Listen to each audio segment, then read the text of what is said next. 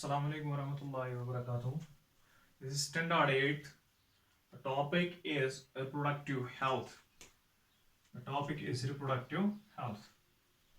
So first of all, what do you mean by health? It is a topic in the general topic in the adolescence, reaching the age of adolescence. So what do you mean by health in general? What do you mean by the health in general? So the health is being described as the physical and mental well-being of a person is regarded as health. So the physical and mental well-being of a person is regarded as the health. So for this health we need different things. For these health we need to do different things. We need to do different activities. We need to prepare our body in such a way that we shouldn't become unhealthy. Reproductive health is a branch of the general health. What do you mean by this reproductive health? Reproductive health means the well-being of a body so that it can actively take part in the reproduction.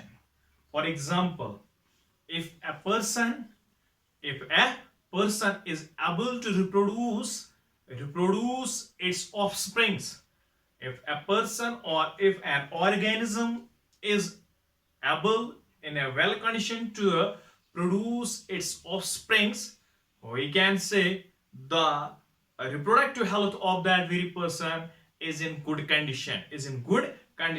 So first of all, the physical and mental well-being of a person is regarded as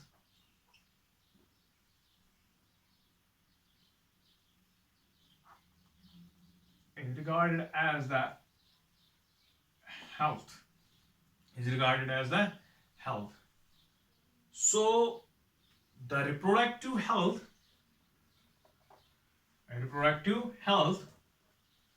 have to describe here.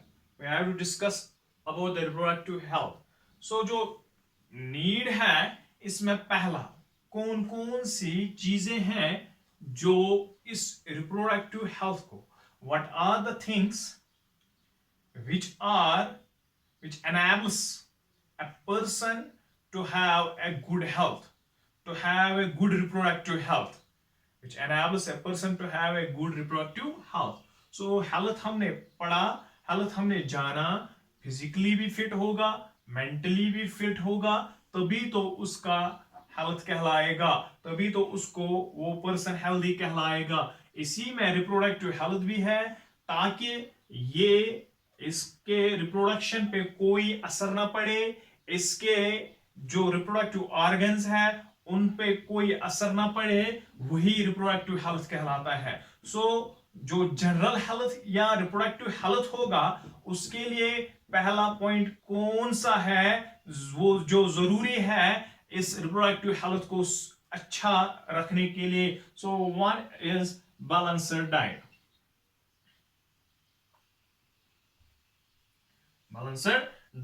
That means what is this balanced diet. इससे पहले भी जो previous classes थे उनमें आपको ये topic होता है balanced diet. A diet which can contain, which is having an not equal a good proportion of every nutrient. Equal proportion हम नहीं कहेंगे, हम कहेंगे an adequate amount of, a good amount of, and good a good proportion of a proper proportion of every nutrient. For example carbohydrates की ज्यादा जरूरत है, उससे कम प्रोटीन्स की जरूरत है, उससे कम फैट्स की जरूरत है, उससे कम विटामिन एंड मिनरल्स की जरूरत है. तो इक्वल प्रपोर्शन नहीं कहेंगे हम कहेंगे a good proportion of every nutrient we can use in our daily diets. That diet is known as the balanced diet. That diet is known as the balanced diet. ये balanced diet हम कहेंगे किसमें, adolescence में main जरूरत है इसी की, ताकि जो हमारा एडोलसेंस एज है इसमें क्विक चेंजेस होते हैं. जैसे कि हमने इससे पहले बोला था, changes in the age of puberty or changes in the age of adolescence. तो हमने उसमें बॉडी ग्रोथ बॉडी ज्यादा बढ़ती है, तो उसके लिए बैलेंस्ड डाइट की जरूरत है. तो उसके लिए हम कहेंगे body is essential in the growing stage. तो एडोलसेंस एज में किसकी जरूरत है, बैलेंस्ड डाइट की जरूरत है. सो बैलेंस्ड डाइट हमें लेना चाहिए. That means it can contain the carbohydrates, proteins, fats, vitamins and minerals and even roughage. इन सब चीजों की जरूरत है किसमें, बैलेंस्ड डाइट में. अगर हम कहेंगे जो फास्ट फूड्स वो हमें बैलेंस्ड डाइट या जो हम न्यूट्रिशन लेते हैं रोज, बैलेंस्ड डाइट और फास्ट फूड जो है हमको इसको एक ही मीजान में नहीं तोलना है. दैट मीन्स हम इसको रिप्लेस नहीं कर सकते हैं. चलो हम कहते हैं आज हम खाना नहीं खाएंगे, आज हमने फास्ट फूड्स खाए हैं, लेकिन हमने क्या किया, हमने रिप्लेस किया जो बैलेंस्ड डाइट था उसको. कैसे किया रिप्लेस, फास्ट फूड से. या हम कहेंगे चिप्स लिए, कोल्ड ड्रिंक्स लिए, वो हम उससे रिप्लेस नहीं कर सकते, क्योंकि फास्ट फूड्स को क्या नहीं होता है, ये नहीं होता है एडुकेट न्यूट्रिशनल वैल्यू नहीं होता है किनमें, फास्ट फूड्स में. सो अगर हम फास्ट फूड ज्यादा लेंगे तो हमारी बॉडी को बैलेंस्ड डाइट की कमी हो जाएगी. जब बैलेंस्ड डाइट की कमी हो जाएगी तो एडोलसेंस एज को असर पड़ेगा. जब एडोलसेंस एज तो रिप्रोडक्टिव हेल्थ को भी असर पड़ेगा. So this is the first point which is needed to in consideration while we are having in the adolescence age. While we are having in the adolescence age, we should take more and more balanced diet so that we can remain fit, so that our reproductive health can remain fit. So number 2 is personal hygiene. Personal hygiene ये भी important है. Hygienic हम कहते हैं ताकि हम किससे दूर रहेंगे, माइक्रो ऑर्गेनिज्म से, बैक्टीरियल इन्फेक्शन से, बाकी इन्फेक्शन से हम दूर रहेंगे, वायरल इन्फेक्शन से दूर रहेंगे. कब, जब हमें पर्सनल हाइजीन पता चलेगा.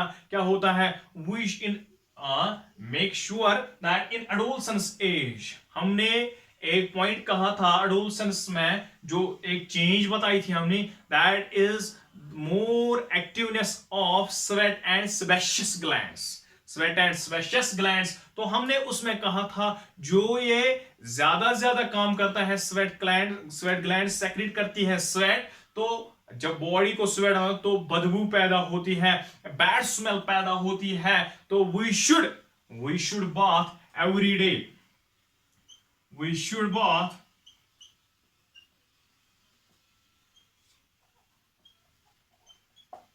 every day so that our personal hygiene can remain in a very good condition, and which can positively result is the reproductive hygiene. वो positively represent करेंगे yes इसको, रिप्रोडक्टिव हेल्थ को. तो अगर हम कहेंगे हमें क्या करना है, एवरीडे बात करना है. और अगर हम कहेंगे जो क्या होती है, मेंस्ट्रुएशन साइकिल होता है इन adolescence as among girls.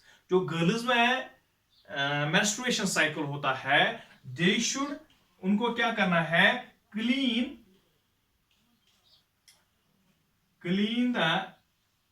the reproductive section reproductive section or reproductive parts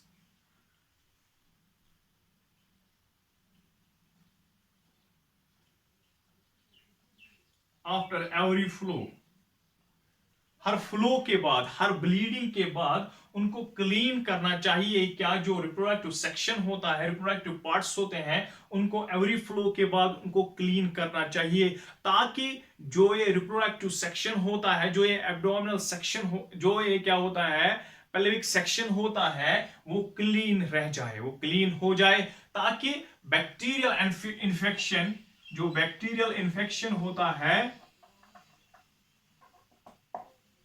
उसको, उससे बचा जा सके, बैक्टीरियल इन्फेक्शन से बचा जा सके, वो क्लीन करना चाहिए रिप्रोडक्टिव सेक्शन और पार्ट्स आफ्टर एवरी फ्लो। हम कहेंगे बैक्टीरियल इन्फेक्शन से जो मेंस्ट्रुअल फ्लो होता है, उस फ्लो से, उस फ्लो के बाद, एवरी फ्लो के बाद हमें क्या करना चाहिए, क्लीन करना चाहिए। That is we can remain away from the bacterial infection and we can take part positively in the reproductive health. So हम कहेंगे, और उसके लिए उनको प्रिपेयर होना चाहिए before the menstrual flow.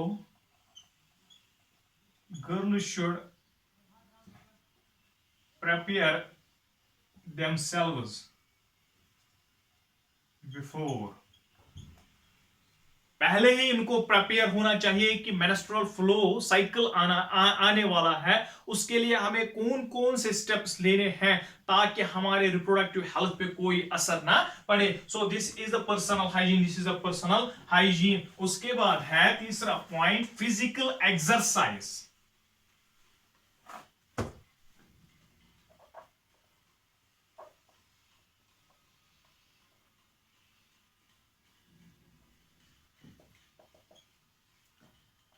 Take part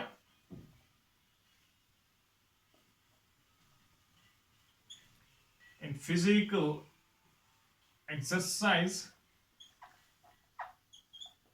daily in mornings and evenings. Physically तो fit रहना है, उसके लिए एक्सरसाइज चाहिए, एक्सरसाइज करनी है daily in mornings and evenings, ताकि हमारी एडोलसेंस एज पे कोई असर ना पड़े, हमारे जनरल हेल्थ पे कोई असर ना पड़े, हमारे रिप्रोडक्टिव हेल्थ पे कोई असर ना पड़े। It is the third part. Number next is adolescence pregnancy. You are well known about that in our country the legal age for marriage, the girls are having in the 18 years and the boys are having in the 21 years. 18 and 21 years is the legal age for marriage in our country. So we should not marry our daughters or sisters before this age, so that its adolescence age, its puberty age is being affected, इस पे असर पड़े, या इस पे बुरा affected, जो हम कहेंगे इस पे असर पड़े, उसकी एज पे असर ना पड़े, उसके लिए हमें इस एज का वेट करना है। सो ये जो एडोलसेंस एज है, ये मदर बाद में, तो अगर हम कहेंगे फर्टिलाइजेशन हो गई, रिप्रोडक्शन हो गई, तो चाइल्ड बर्थ हो गई, तो ये मदरहुड के लिए तैयार नहीं होती है, ये मदरहुड के लिए प्रिपेयर नहीं होती है। ये girl, that girl which is being married before this age, that way girl is not prepared for the motherhood. So we should wait until the age of 18 years, that after this age it can held it mental preparation. इससे पहले इसका mental भी, इसका दिमाग भी, इसका brain भी, इसका मेंटल एक्टिविटीज भी नहीं तेज होती है। वो तो बचपना कहलाता है। उस एज में इसकी शादी नहीं होनी चाहिए। हमारे लीगल एक्टिविटीज को ध्यान में रखते हुए अगर कोई इसकी खिलाफवर्जी कर सकता है तो उसको जेल हो सकती है। सो मदरहुड के लिए ये तैयार नहीं होती है। तो एडोलसेंस प्रेगनेंसी भी रिप्रोडक्टिव हेल्थ पे असर डालता है, रिप्रोडक्टिव हेल्थ पे असर डालता है। जो प्रॉब्लम्स क्रिएट होती है, प्रॉब्लम्स क्रिएशन होती है, इसमें मेंटल एगोनी कहलाती है। मेंटल एगोनी दैट इज, ये हमेशा दिमागी परेशान रहती है बाद में। क्यों? क्योंकि ये प्रेपरेशन बाद में जो उनके इनलॉज होते हैं उनके साथ भी इसको रहना पड़ता है। मेंटल एगोनी इसकी प्रिपेयर नहीं होती है। ये छोटी सी बच्ची होती है तो उसको हम कहेंगे मेंटल एगोनी। ये दिमागी प्रिपेयर नहीं होती है तो उसको, या रेस्पॉन्सिबिलिटीज मदरहुड की होती है, बच्चे को पालने की रेस्पॉन्सिबिलिटीज वो भी बराबर नहीं होती है। So we should